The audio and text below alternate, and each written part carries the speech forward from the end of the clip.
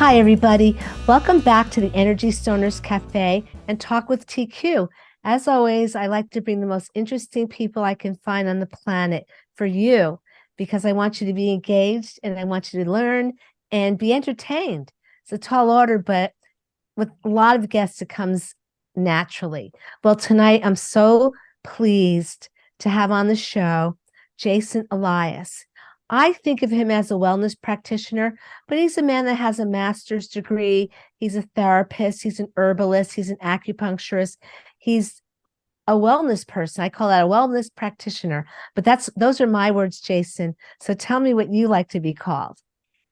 I guess in the old days, we used to call ourselves alternative medicine. I've learned to hate that word.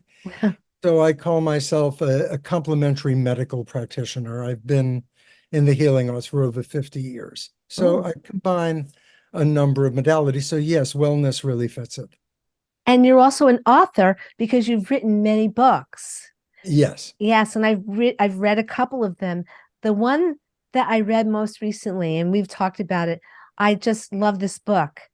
The title of the book is The Seven Graces of Ageless Aging. And the part I like the best is the subtitle, How to Die Young as Late in Life as Possible.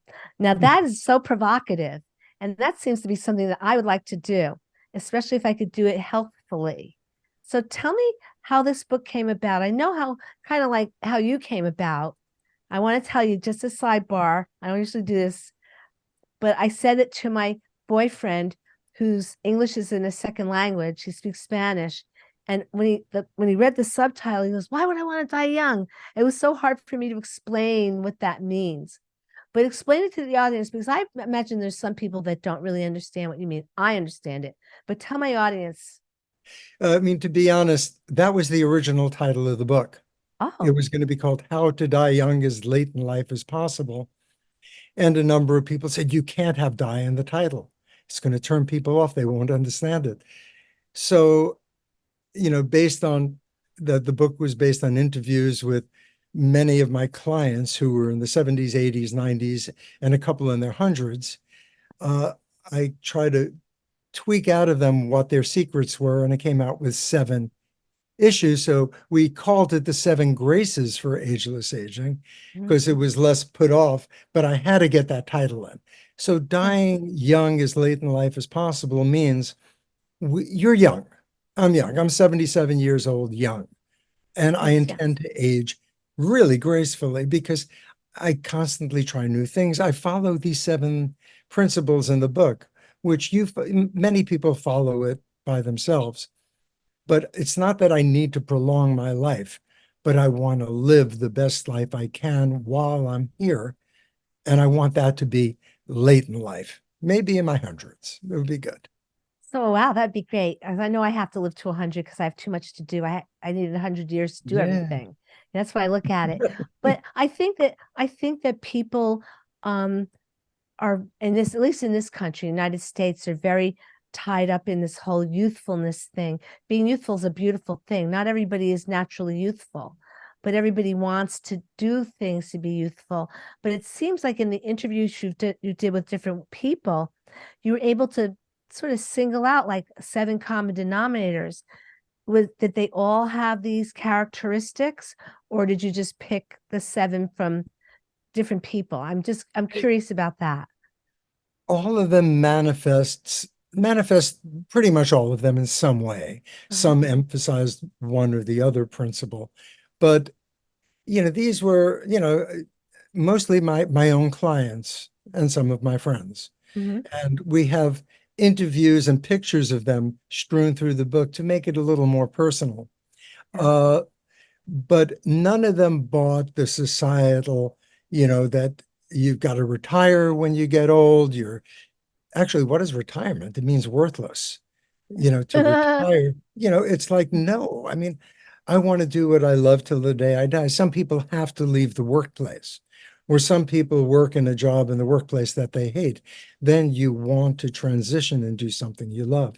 But if you're Yeah. doing something you love as your work, don't stop, keep, you, you know, you- there was a movie, Harold and Maude. I don't know if anyone in the I think I might have seen that It was a movie. wonderful movie. It was very quirky about, a 17-year-old boy and an 80-year-old woman played by Ruth Gordon. And it was a metaphor where, you know, she was into living totally in the moment and he was obsessed with death. And the concept of the movie was he learned life through this 80 something year old that was really so much younger than he was. And it was a beautiful, in a way, I'm hoping the book does a little of that. I think it does a lot of that, and I think if one has lived long enough to be fortunate enough to know elder people in their 70s, 80s, 90s, and in the hundreds, I think that they would understand what you mean by that. I think it's a blessing. I think about that movie Harold and Maude. That is a blessing. But tell me, what made you decide to do this? Because of just your experience with your patients, with your clients, or was it something that you were practicing yourself? Because you're very energetic. It was really a number of events and my friends and myself. I mean, I was in Italy. Uh, I love Francis of Assisi, nice Jewish boy from Brooklyn, but I had thing. So I decided to do a pilgrimage, which is my want. I tend to do pilgrimages of people that can change my life. And I loved him. So I went to Assisi, and while I was in Assisi, I was reading a book by Kazantzakis about his life. It was a biop, and I couldn't read the page. So I could see, but I came home after the trip and I couldn't really read anymore. And they found out my partner is an eye doctor, and we're doing a book together now. But he looked in my eyes and he said, "You've got a macular hole." And I said, "What's that?" It's not macular degeneration. He said, "No, no, it's not degenerating, but you got a hole in the macular part of your retina," which meant that I couldn't see what was right in front of me. Oh, wow. And he said, "Now, there is this, there's something you can do. Sometimes it heals. We'll do some acupuncture for it. I'll give you some herbs," because he's also an herbalist and an acupuncturist. And he said, "But there's a surgical procedure that usually can reverse it. But do you remember, what were you doing when you noticed you couldn't see?" And I said, "I was reading a book on St. Francis. Do you remember what it was about?" I said, "Holy shit." It was about Francis when he left Assisi to go to Africa to try to convert the Africans to, I guess, to Jesus or to light, to whatever was moving through him. And while he was there, he caught a disease that blinded him, that was going in Africa. And he was led back to Italy. And he said, "In my blindness, I can finally see." So I'm saying, what is the gift of my losing my vision? And to me, the gift was, how can I regain my vision and help others to do that in a way through these principles? And I didn't know what the principles would be, but I got obsessed with the fact that I was getting older. To be honest, I didn't like it. And what can I do to really maintain my health, my youth? And of the seven graces, the last few are more like energy channels, acupuncture, how that works, herbs. But the first three or four are really things that we all engage in. Well, you have the chapters in this book, make it like really succinct to read, although it's a nice read. I like the fact that you were able to interview different people, of that were elders. Now, I look at it and there's a chapter, I don't remember exactly what it was, but it talks about seeing things being through joy and humor. And you found that people that lived a long time were able to find humor in things. Yeah, laughing really works well. Hmm. There's a book called Happiness is a Choice You Make, which, Hmm. like you have a choice every day when you wake up, your body hurts, this hurts, you've lost a person close to you. But I have a choice right now whether I want to be run by what causes me pain or to embrace the joy. So one chapter in the book is about simplifying your life. It's Yeah. about not being run by stuff, not being run by ideas of what we should be, and live a simple life and find humor. Hmm. I have a good joke. Yeah. Can I tell a little story? Yeah. Sure. I like a joke. Yeah, you know, uh, there's a guy in Greece, he's on the island sitting on a hill and he's drinking his ouzo and looking at the Mediterranean. And this young American's visiting. He said, this is a vineyard. Who owns this? He said, I own it. He said, why are you letting the vines go fallow? I mean, you could get olives. Do you know that? Not a vineyard, I'm sorry, it was an olive grove. Mhm. Do you know it's a big business in America? Extra virgin olive oil. He said, well, if I did that, then what? Well, then you could harvest the olives. You can get people to work. You can have a life of ease. And then what would I do if I had people working and a life of ease? Whatever you like. He said, you mean like sitting here looking at the Mediterranean, drinking? And that to me says it all. It's like, Yeah, it's right here. it's It's right in front of you. right in front of you. Yeah, it's interesting. I think a lot of people become obsessed with death. I'm not thinking about that movie, but I know people that are really obsessed with death and trying to look a certain way for as long as they can. Yeah. And I never totally understood it, but I don't want to cite my examples of that because I think the examples of people you have in your book are far more pertinent. Did you find that you had to actually, in your practice, did people come to you where you saw that they needed to change their attitudes about aging? And did you deal with that with them and talk to them about those things? I do that continuously. I mean, my clientele now, the people who I interviewed were people who were ageless. So I wanted to learn from them. But yes, I really engage every day with people who are dealing with illness, some people with advanced stages of cancer, and how to embrace it. And, I feel getting more in the moment, appreciating what's now, is one of the techniques we can use to do that. But I lived in India for 6 years as part of a spiritual quest, and death to them is rebirth. Death to the Buddhists is rebirth. It's like an opportunity to evolve. Death in the Western culture is the end, ashes to ashes. And I'm not crazy about that philosophy because, I think most of us have tapped into that's familiar. I've tasted that somewhere. You meet people and, whether past lives exist or not, I mean, to me, it's not an issue. I think I've experienced it. But then you lose this fear that this container, this pair of jeans that I'm really comfortable in, eventually it gets so ripped and shred, you have to give it up. But something comes in, you cannot destroy energy. Energy can only be changed. It cannot be created or destroyed. So we exist. And sometimes people get that, and that's what meditation is. It's really getting that the presence, the presence is now. Yeah, to enjoy that moment because I mean, if you look at the clock and look at the clock, if it says 7 minutes after the hour, that's going to be gone soon and it's never coming back. I want to ask you though a question that I found sort of helpful in my life in terms of not so much being youthful, but being in the present and also being healthy.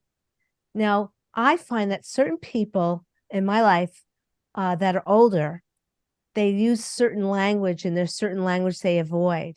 If they get diagnosed with a horrible disease, they refer to that disease as like my horrible disease, whatever it might be, like my MS, my Parkinson's, my cancer. And people I've found that are living a long time with all kinds of ailments, they don't take ownership of that. They're really careful of their language. Yeah, I mean that's the superstition, but I mean the first grace, the first principle is rewriting the script. And many of us have, these precognitions that I'm going to get sick, I'm going to die of illness, I'm going to, we have these ideas, I'm going to lose my ability to converse. I'm going to, we all know someone that went through dementia. That's going to be me. And we have these pictures, which is so they create themselves. If Mm-hmm. you believe it, you'll create it. So we Yeah. need to rewrite that script. I tell people to put notes on the refrigerator or to remember to remind them that, you know, I'm vibrant and you can be vibrant any moment, but I can be vibrant and have cancer, and I can deal with it. And the body is fragile. Eventually it's going to go. But it's not that don't identify with the cancer, but realize it's happening to the body, and the body really is the temple. Right. If That's you like, lose your arm, you're still mhm, you. you're They still can cut off you. both your legs and you're still you. Yeah. But you know, when you lose consciousness, that you leaves, it goes somewhere else. But Yeah. Yeah. It goes somewhere else. But yeah, it's people, a lot of people can't even grasp the concept of being like an energetic or spiritual person. They just think in terms of their body. I mean, I don't know everybody, I yeah, just know the conversations I've had with people. So what have you done personally to keep yourself young besides write a lot of really great books no, and I think, help people?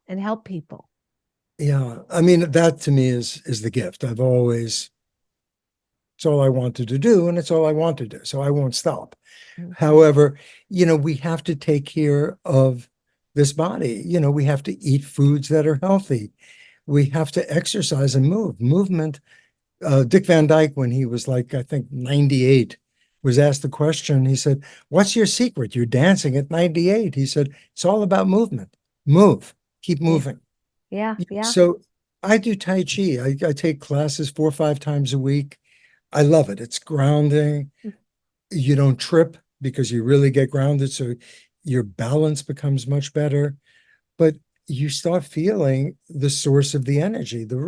So yoga, Tai Chi, things that support your body, but tap you into something beyond the body at the same time. If, someone who, if they come to be fixed, I try to convince them they're really coming from more than just that. I'll try to fix the part, but let's treat the root. Let's see whether we can, because a garden that's tended stays healthy. If you get a sick plant, you can, squirt insecticide or herbicide or do whatever. But if you tend the garden regularly, it tends to do much better, much longer. It's more Yeah. resistant. That's what we want, plants. Plants are really something else I have to say. I have a lot of plants. I have a few plants, but it looks as if I have a lot and they're old. And, my plants, the plants can have longevity, house plants, you know, and if you talk to them, they say, I'm not talking to a plant, but they want your carbon dioxide to stay alive, and they'll return the favor by giving you oxygen. Is that correct? Isn't that a beauty? Yes, absolutely. Yeah. In Japan, workers are required to do what they call forest bathing. You've heard this? I've heard of that. Yes. They create spaces in the city that have a lot of trees, and Hmm. they have to walk among trees during lunch because they're much more productive. If not the fact that they're healthier, giving their carbon dioxide and receiving the oxygen from the trees, but there's something about the green, and they call it forest bathing, and they find that it prolongs life, but it also Right. creates more productivity. So Right. the employers like that. You had a chapter on mindfulness, you know, and it seems to be sort of a trendy word to use these days, being mindful, but what is it really to be mindful? Yeah, I mean, the first grace was, rewriting the script, Mhm. finding the stuff. So it's like using your head to redefine what we want from our life, what we tell ourselves, and tons of science to back it up, that if we change the way we think, we change the way we are. But the next chapter is mindfulness. And instead of engaging your mind to focus and change things, it's about losing your mind. So to me, it's an oxymoron. We call it mindfulness, Mhm. but it's really sensory connection. It's getting out of the head mind. We think of mindfulness as the head. Mindfulness isn't about the head, it's the opposite, because the head doesn't know what it's doing. Every thought we have is just taking us in circles. It doesn't get us connected to now. Now we experience through our senses, through our touch, through our sight, through our skin, through our pores. We can take in what's around us. Then we can go back to the mind and interpret it or redirect it, or use the mind, to rehearse something I find is learning how to be present, tuning in, not to your thoughts, but to your body. We say contemplating your navel, which Hmm. is Zen and many forms of meditation. You get into your belly and feel your breath. And when you're doing that, you're not thinking. Another great form of mindfulness, which you love, Hmm. is to dance with abandon, Yes. Yes. not in your head. Don't, what is my body doing? But feeling the music and losing your head. And Mm. that's mindfulness because you're full of where you are in the moment. So it is an oxymoron. Mindfulness is mindlessness. Yeah, it's interesting. I know that there are lots of senior communities popping up around the country as the whole population is aging. And the best ones, in my opinion, are the ones that actually engage the people in doing different things that they might not necessarily do if it wasn't on the list. Absolutely. I'm just saying, it's like, now, how do you get someone to change if they come to you and they're just like stuck? How Uh, do you get them to change that? I try through my work, to let them, number one, I'll tell them a joke. Try to Okay. get them out of the head, something that Mhm. will lighten the air. Yeah. And I'm saying, look, this is serious. You're going through cancer, you're going through a frozen shoulder, you're Hmm. going through, we'll work on it. I promise. I do body work, I do acupuncture, I'll give you herbs that are anti-inflammatory or herbs, but I try to address where they're stuck and say, can we open it up? Can we look at it? But there's a greater whole. Can you breathe? If you're not breathing, everything closes down. Yeah. Tune into your breath. It's like, and let it go. Feel your tension and try to relax, to get them in their bodies because it's very hard to get someone who's stuck in their head out of a pattern, you And know. I think a lot of times when they've been hearing the same monologue in their head, or I shouldn't say them, I'll say we've been hearing the same monologue in our head for X amount of years. It's really hard to shut it down. Have you ever found that some people are comfortable with their discomfort? Yeah. And then they're entitled to keep it. That's fine. I don't, it's, yeah, you see it and you feel like if you can tweak things a little, they can Mm. let go of that attachment. But sometimes to feel themselves, the pain kind of defines them. And then you can rework, is that really who you are? Can we Yeah, rework that thought? But if that's, where you are, it's okay. You're not a yeah. bad person. You're just it's tricky, isn't it? It is tricky. I always wondered that. That's so I remember, I mean, we've all gone through our particular levels of education. Did you find that the people that lived the longest were people that were very engaged in helping people? Did they have anything that you can say they all did the same thing? I guess everybody was different, but I'm just wondering if there's a Yes, I feel all of them had a passion for what they did.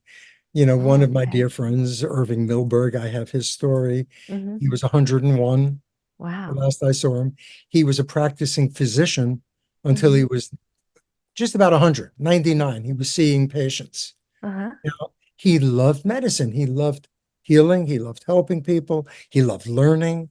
He loved looking up new things. It kept him young, but he loved laughing.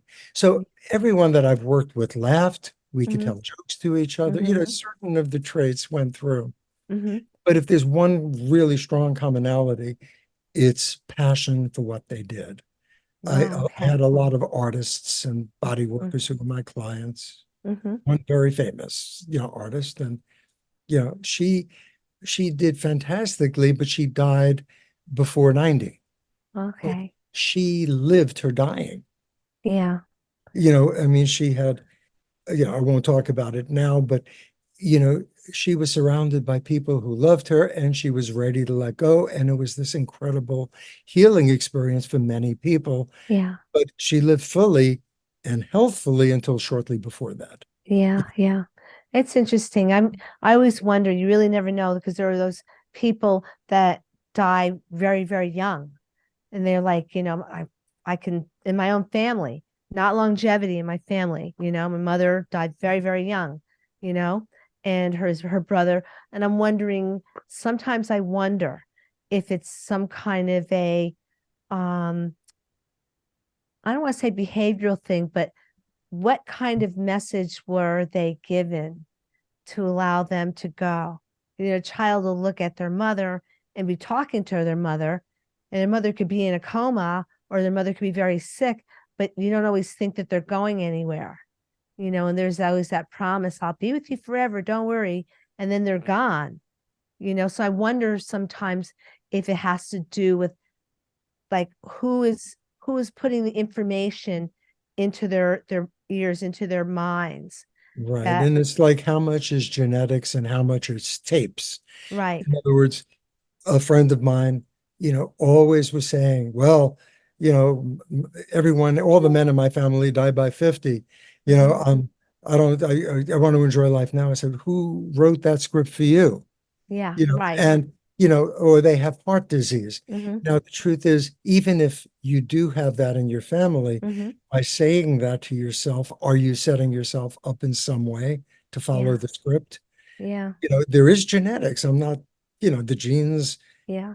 But it doesn't mean it's going to define you. And I think for me, I hit the delete button as often as I can when I start thinking. When you start thinking, those terrible thoughts start to be ruminating thoughts. Yeah. This is also interesting. I definitely would like to interview you again. I would love to go chapter by chapter because I think it's very important because we do have an aging population.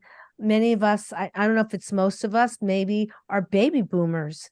Some of us are right in smack in the middle, but what is the oldest baby boomer right now is like about to turn 80. They're still engaged in life and what they do.